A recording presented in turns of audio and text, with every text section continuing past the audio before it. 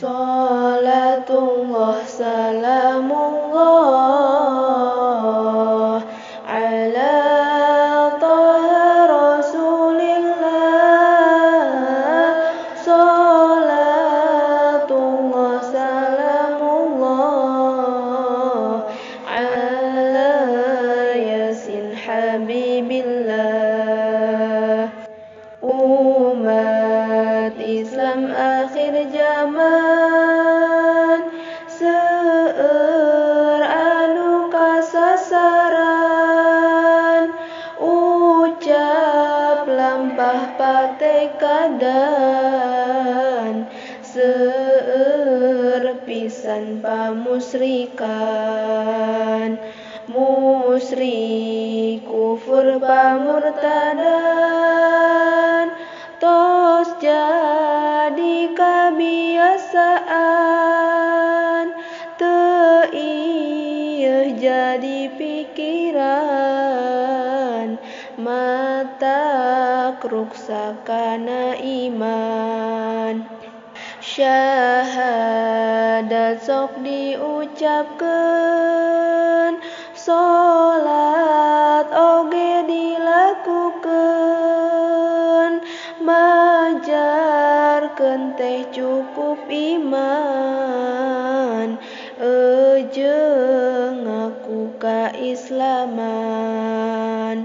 Najan laku teu napakan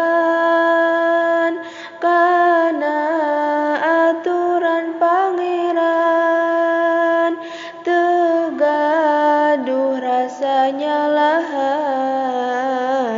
eta teh pangajak setan. Ari ngaku umat Islam, ari lampah siga setan, mabok zinah perjudian, anu jadi padamelan. Seueur ulama diancam,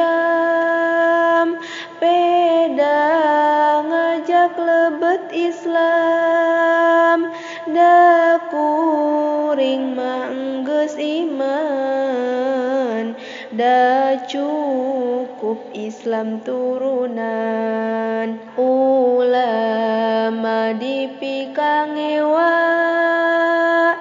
nerangkeun aturan hakna, ngajak salat jeung zakatna, majar bosen ngadengena. Seueur ajeungan nerangkeun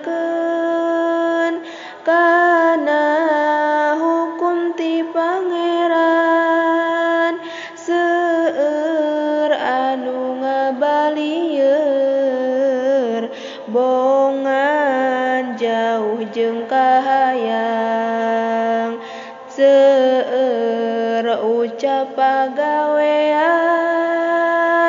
teu sesuai jeung aturan,